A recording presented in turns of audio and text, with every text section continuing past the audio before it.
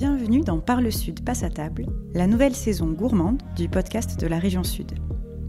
Comment la gastronomie du Sud a conquis le monde ? Comment un art culinaire s'érige en art de vivre ? Qui sont les femmes et les hommes qui œuvrent en coulisses ? Sur tout le territoire, des personnalités ont des histoires extraordinaires à nous raconter.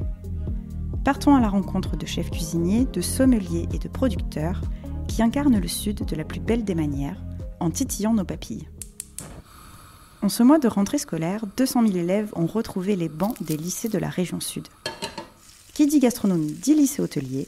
Alors nous avons rencontré Xavier Laquiez, professeur de cuisine au lycée Jean-Paul Paseda à Marseille, et Adrien Baqueville, l'un de ses anciens élèves, aujourd'hui aux manettes du mythique restaurant de la Bonne Mère.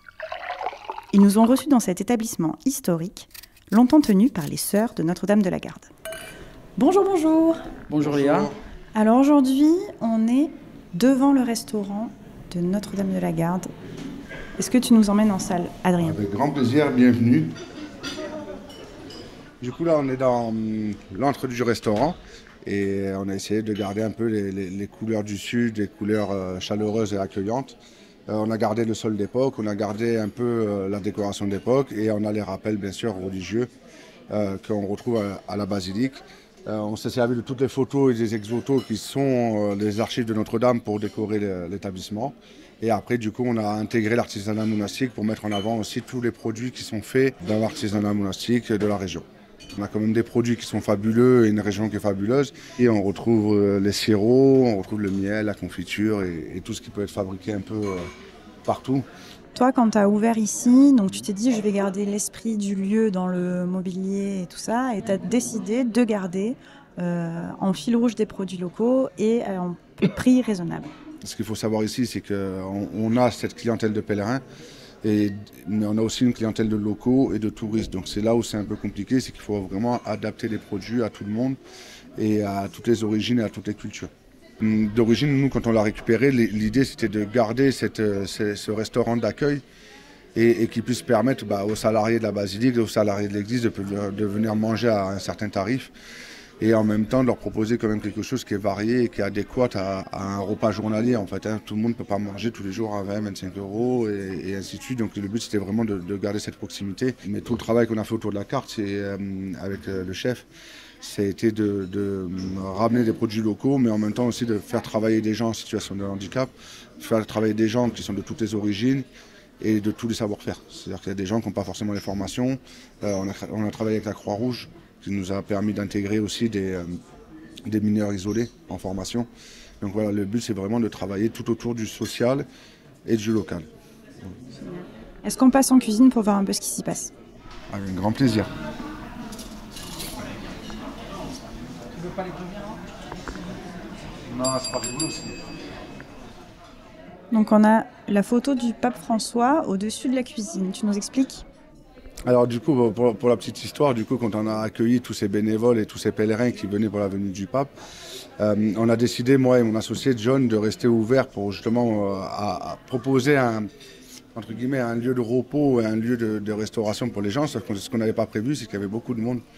Et pour la petite histoire, pour vous dire qu'en fait le restaurant est vraiment simple, c'est qu'en fait on a coincé la porte de la cuisine avec une chaise et j'invitais les gens à venir se servir dans la cuisine pendant que moi je cuisinais et se couper leur bout de pain eux-mêmes et attraper leur couvert pour aller s'asseoir et vraiment faire comme à la maison, sans serveur, sans personne. Tu pensais recevoir le pape François un jour dans ta vie ? Ah, pas impossible. C'est vraiment... on vit des choses dans nos métiers il faut les vivre pour les croire, parce que ce soit le pape, que ce soit la flamme olympique, que ce soit le président qui est venu manger chez nous, c'est des choses que vous dites jamais ça nous arrivera et au final on les vit et c'est ça qui est énorme.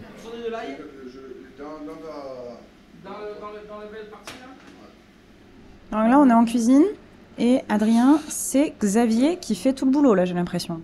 Ah ça c'est un peu ma vengeance. Non, en fait, ce qu'il faut savoir, c'est que Xavier m'a suivi pendant 5 ans au lycée. Derrière, on a continué ensemble à échanger sur des projets, sur des problématiques professionnelles que j'avais, sur des fiches techniques, sur des avis que j'avais besoin d'avoir. Et du coup, maintenant, ça fait presque 10 ans qui me suit un peu dans mes projets, dans mes aventures. Et c'est vrai que un peu la continuité de la formation qu'on a reçue au lycée hôtelier. C'est qu'on a eu une certaine rigueur, on a eu un certain professionnalisme, et derrière, il y a quand même un très grand suivi des élèves et de leur avenir.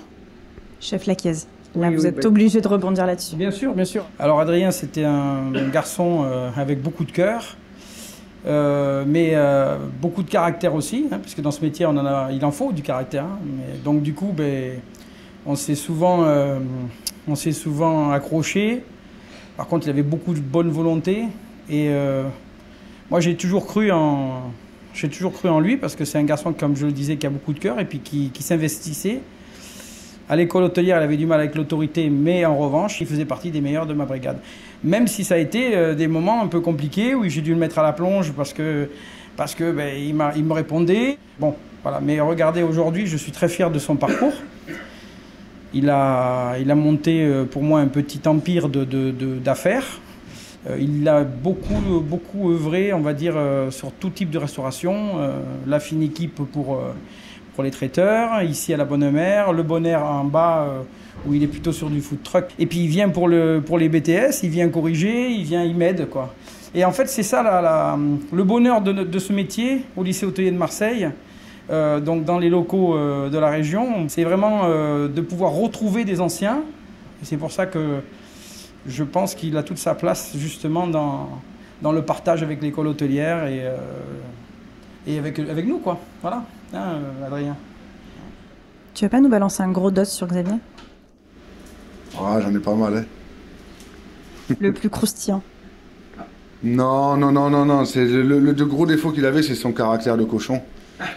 Xavier, si vous parlez avec les élèves qui l'ont eu et pas eu, c'est ça qui est impressionnant. C'est que même ceux qui l'ont pas eu peuvent vous dire qu'il crie très fort et qu'on a tendance à l'entendre à l'autre bout des cuisines du lycée hôtelier. Maintenant, il crie un peu moins, mais c'est vrai qu'il est connu pour ça, d'être une grande gueule et un franc-parler. C'est quelqu'un qui mâche pas ses mots. Mais c'est ce qui m'a fait avancer moi, parce que je pense que si quelqu'un m'avait expliqué la vie simplement, je pense que ça ne serait pas passé. Je me vengerai plus tard, j'attends encore un peu. Bon Xavier, c'est quoi ton secret pour mater les élèves récalcitrants? Faut pas lâcher. Dans la cuisine, il y a un chef. D'entrée, on leur donne une rigueur sur la tenue. Après, donc, il y a une façon de s'exprimer. On dit oui chef, on répond. Et puis vous savez, l'école hôtelière, c'est pas un cocon. C'est une préparation, c'est un microcosme qui les prépare au métier. Et notre objectif, c'est de mener des élèves comme Adrien à réussir et à être notre fer de lance en disant, voilà, regardez, il est passé par le lycée hôtelier Marseille, régional, automatiquement, regardez tout ce qu'il a appris. Et toi, 24 ans de lycée hôtelier à Marseille, oui.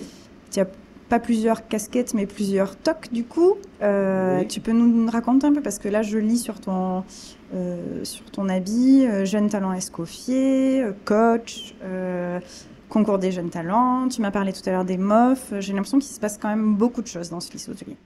Le lycée hôtelier de Marseille, c'est un gros bébé, hein, puisqu'on a des belles cuisines qui permettent d'organiser des concours, donc de meilleurs ouvriers de France, chez nous.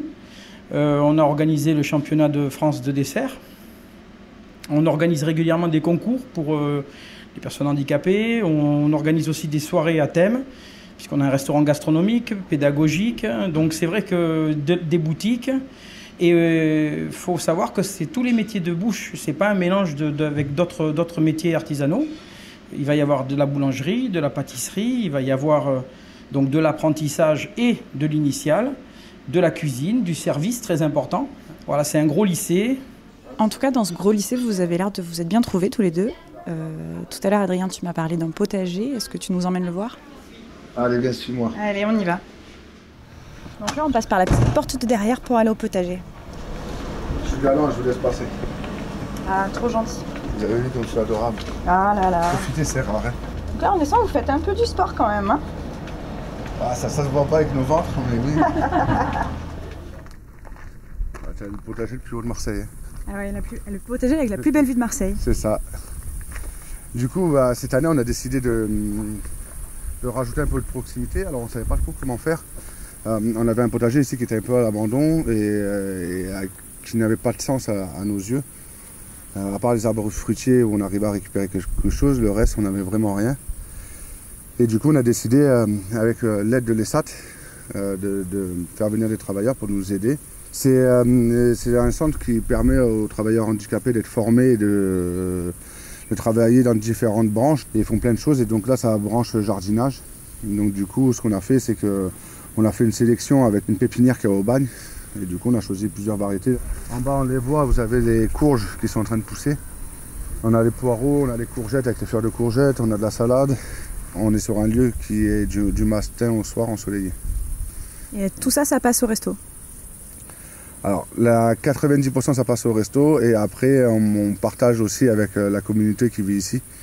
Et ça permet aux sœurs d'avoir aussi une proximité, c'est-à-dire que ça leur permet de venir ramasser ce qu'elles ont besoin. Pareil, dès qu'on peut partager avec des gens, on partage. C'est le but aussi, c'est que ça soit ramassé et consommé. Là, toi, en tant que prof, tu peux être que très content de voir ça. Oui, bien sûr. En fait, c'est une finalité, c'est une fierté.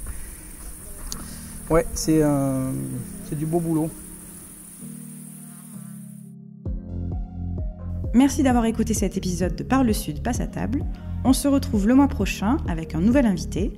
Et si ça vous a plu, parlez-en autour de vous et abonnez-vous pour ne manquer aucun épisode.